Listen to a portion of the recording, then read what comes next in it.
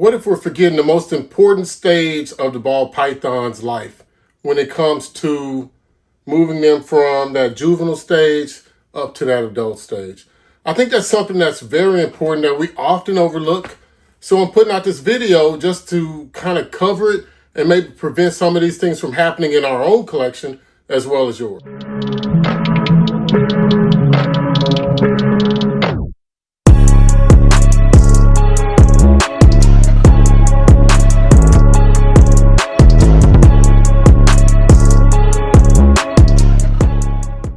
Hey, how's it going, guys? It's Paul with Spheric Reptiles, and I thank you so much for tuning into this video where I'll be discussing the most overlooked stage of the ball python's life development, whatever you want to call it. That subadult phase is so key to that animal's success, whether it's a male or a female. Now, if we had to weigh out the two, they're both equally important because most people don't have the number of males that they would need to actually go one-to-one with their females. So if you don't have backup males, then that male is really important.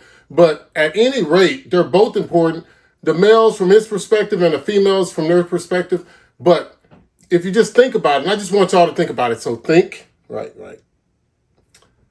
If you do this right, you're setting the stage for your ball python to both develop healthy sperm cells, develop good body weight, develop healthy follicles, ultimately healthy hatchlings.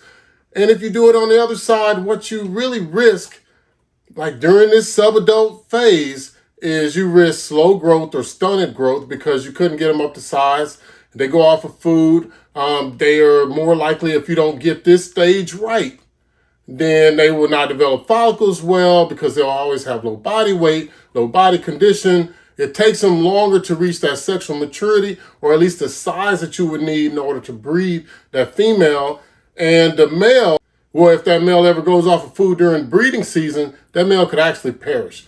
And so, you know, it's a lot. Like, I've been trying to cover a lot of things that deal with ball python breeding for new breeders, and even existing breeders or those just interested in becoming breeders.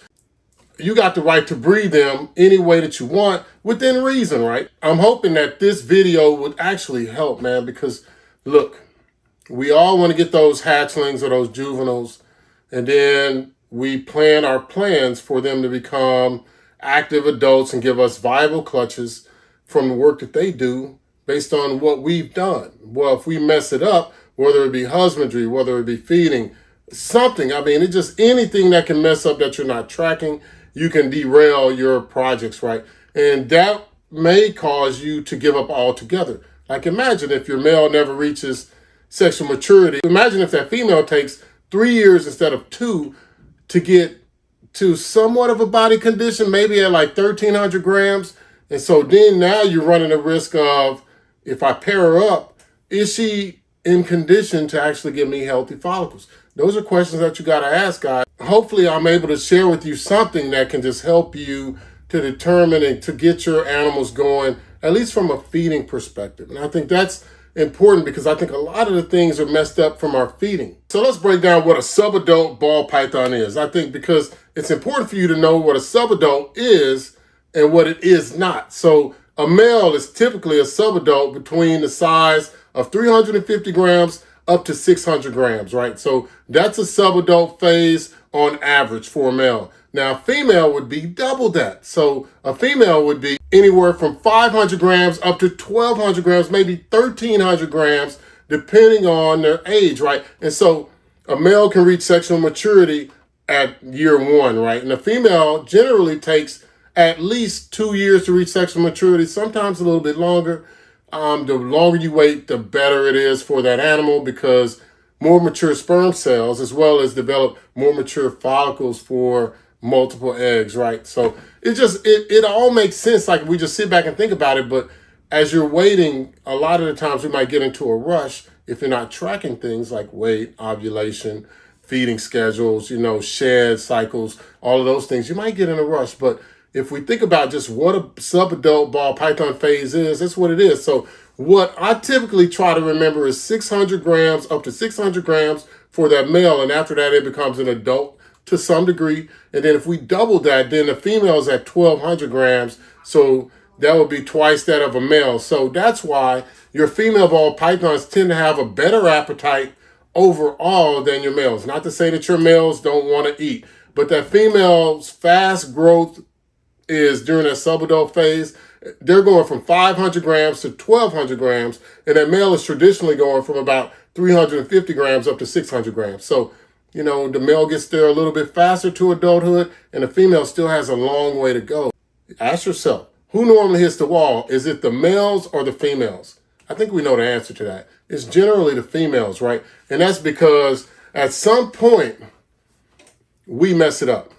I'm not going to say the ball python messes it up because they've been doing what they've been doing for a long time before people ever came into keeping them. Yeah, so they've been doing this. They've been eating stuff that's the appropriate size and developing and reproducing, and that's why we have all these morphs, you know, because if we think about it, if they would have been predated upon very heavily, we wouldn't have all this genetic pattern diversity that we have, right? So feeding habits. So I want to discuss bad things that can happen and both good things that can happen. So let's start with the bad, because I like starting out. Let's get the bad over with. So with the bad, so if you underfeed your ball python, what you risk, whether it's male or female, is you risk stunning that ball python's growth and it never reaching its full potential, because it's just like a human. So humans traditionally have so much time to hit their growth spurts, right? So if you don't give your babies nutrients and they're not able to grow fast within those first 5 years when they grow the fastest, and then the second phase of their growth is from 5 to like 12, and then once they hit puberty, then they explode. Well, if they don't get the right amount of nutrients, they don't grow. So the same thing holds true for ball pythons. So we got to make sure that we're giving them their nutrients. You know, it's harder to get those hatchlings going, but once you get them going, and that's why you want to get them going efficiently, not overfeeding them, but efficiently so that they can become juveniles. And that way, when they go into that subadult phase, they're ready to go. And they're hitting that growth spurt. Like, they're growing so fast to where you can actually see the growth. And I think this is the only stage where you actually can see the growth. You can see your animal getting bigger and bigger and bigger. All you got to do is take them out and give them some enrichment. And when they stretch out, you're going to see that this animal is, hey, it's bigger. You know, this snake, the feeding of the rats is actually working. I mean, so that's one thing that I always like to think about. But if we think about overfeeding, so I talked about underfeeding, how you can stunt the growth. If we overfeed, we run a bigger risk of hurting our animals. So I think if we think about the feeding, let's think of it just like we would the heat. It's better to go under on the temperature versus over on the temperature. So, you know, it's safer to go at 87 degrees if that's what you have your thermostat set at, versus a 95-degree hot spot, you know, on an under tank heater or something like that, just because the animal is less likely to be harmed from that little bit lower temperature, but that little bit higher temperature could hurt them. So the same thing goes with feeding. If we overfeed or feed our animals too frequently, like I said before in other videos, we run the risk of having digestive issues.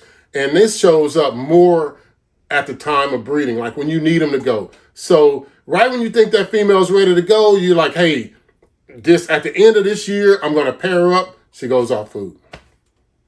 So when that ball python goes off food, it's one of two reasons. Either it's a real growth spurt, but you've been seeing these and you've been tracking them, so you know when your animal's breaking away from that linear growth curve that I already discussed.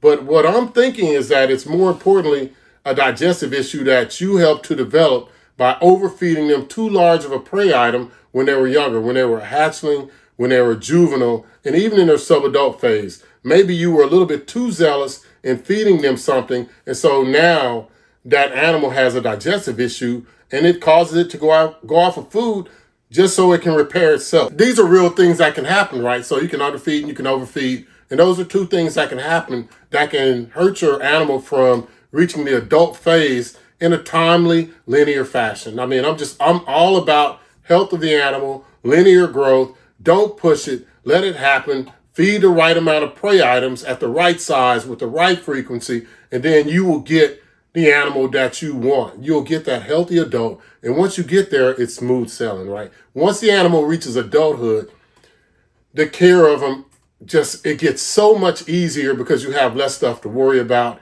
And it's a more predictable thing that can happen with the animal from day to day, week to week, month to month, year to year, right? So this is what I'm really stressing, guys. So how should you feed? Now, I do a lot of crazy research just because I like numbers and I like to look at the numbers and try to make sure that I'm doing everything right. Because again, because I keep my animals in these tubs, that's a whole different ball game for me than it is in a bioactive. The bioactive helps take care of a lot of stuff, but in these tubs, it is absolutely critical, or in a rack system, that you take care of your animals and you track these things, because small changes in, like, say, if an animal defecates and it stays in there, that can hurt your animal. If you overfeed your animal and then it ends up regurgitating, or anything that can happen here, from substrate to temperature to humidity, to yada, yada, yada, yada, yada, yada, yada, it doesn't matter. Those small things can actually impact your animal greatly. So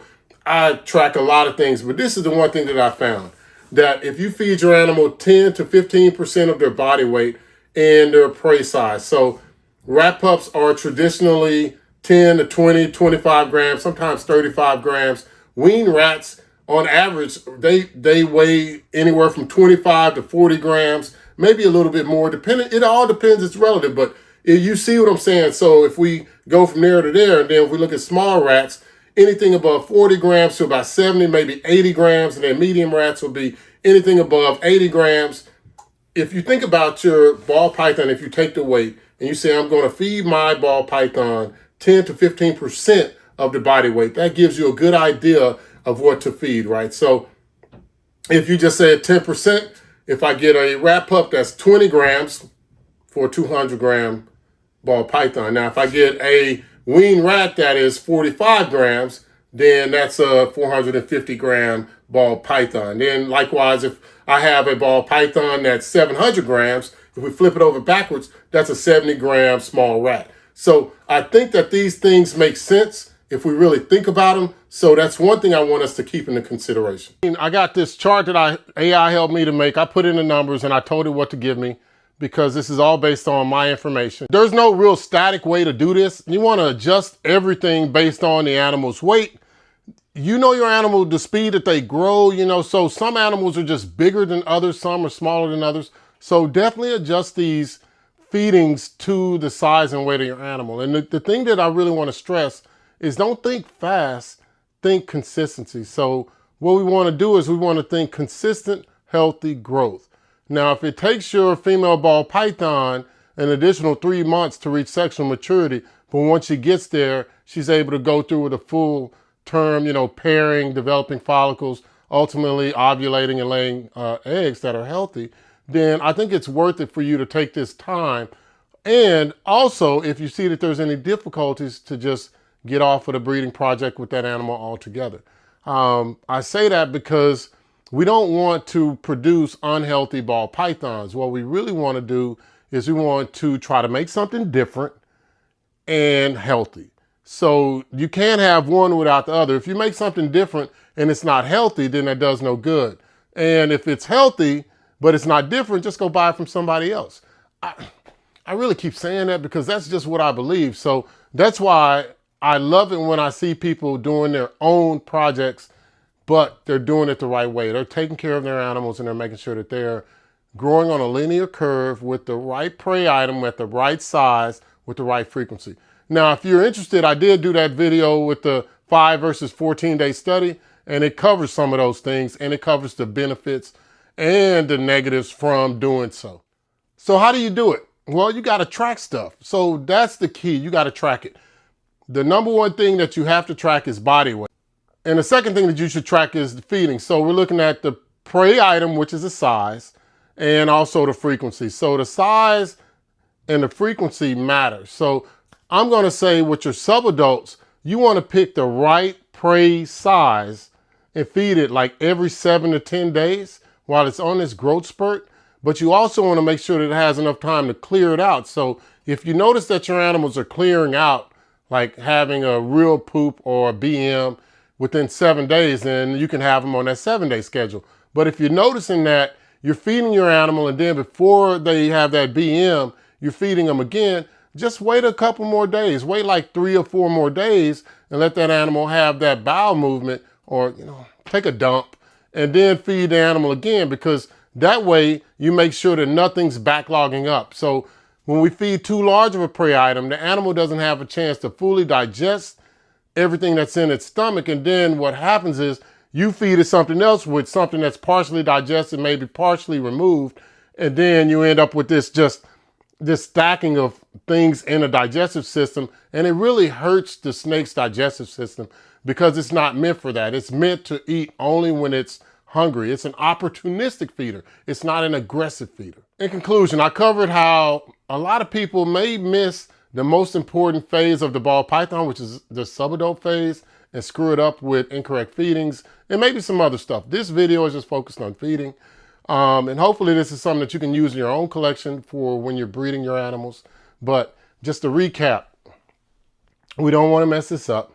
This is an important stage. We got to look at males being from 350 to 600 grams in this phase and females being from 600 grams to 1200 grams in this phase. So they both have a lot that they can lose, but the females, because they stay in this phase for a lot longer, up to 18 months, then, you know, it can be a lot harder on them, especially if we mess it up in feeding too much or we feed too little. And I talked about too little. If I have to talk about the order, too little, you might stunt their growth and they might never reach that full body condition that it takes for them to actually have a viable clutch of eggs. Or if they do, you end up with more boob eggs or infertile eggs or a small clutch number. With the male, you might end up with an animal, if you don't feed it enough prey items, with the male that has stunted growth. Notice the theme there, stunted growth. But also one that once you start pairing him up, if he goes off of food, then he has a smaller drop to the floor before he actually has to be removed from your breeding program because of health concerns. Now, on the other side, if we overfeed the animals, then they run the risk of being obese, which is something that I didn't say. But you also end up running the risk of messing up their digestive system, right? And if you mess up their digestive system, that's going to pretty much wreck the breeding season. That's when you're going to more than likely see reabsorption issues. With the male, you'll see a sluggish male. He won't be aggressive, but those digestive issues have to be dealt with. And the only thing that can heal for that animal, if it's able to, is time. Just clearing it out and letting their bodies heal itself. And that is why I think a lot of the ball pythons, especially the females, go off of food, and we call that the wall. It's not, I don't think it's the wall. It's just that they've had so much food in their system continually over that course of from 600 grams up to 1200 grams that finally when they reach that 1000 gram point or to 1200 gram point, it's just too much. It's been too much for too long and there's too much damage and they just have to take a break so that they can get themselves back together, right? So the best way that the ball python knows to do that is by not eating and just drinking water and just staying still and letting their body recover, much like ours does when we go to sleep. And the last thing that I covered was the way that you need to think. Think healthy first. So you want to feed 10 to 15% of that ball python's weight with that prey item size. So you can say 10 to 15%, but either way, what I've seen in my collection, and I've been showing you snakes on the screen, is these animals are moving right through their subadult phase without a hiccup, because this is why I do monthly weights. I do monthly weights so I can determine what size prey item to feed. And then that makes things so much easier because then I also can track when they have that dump, when they take a dump. And with that lets me know what type of feeding schedule to put them on, whether it's a 7-day or it's a 10-day. I like my animals to be healthy and I want yours to be healthy too. So if you like this type of content, please hit that like button and subscribe and drop me a comment on what you think about this type of content and if it's something that is helpful to you. And if I can make any improvements on it, put that in there too, because not only do I read this, I think other people read it as well. And that's the whole reason for the channel, is to help people that are trying to do this in breeding ball pythons or caring for reptiles, just do it a little bit better than we did yesterday. And with that, guys, I thank you so much for tuning in. Enjoy that time that you spend with your reptiles and definitely cherish and love and tell your people that you love them, right? Tell them that you love them. If you love them, tell them you love them. Thank you.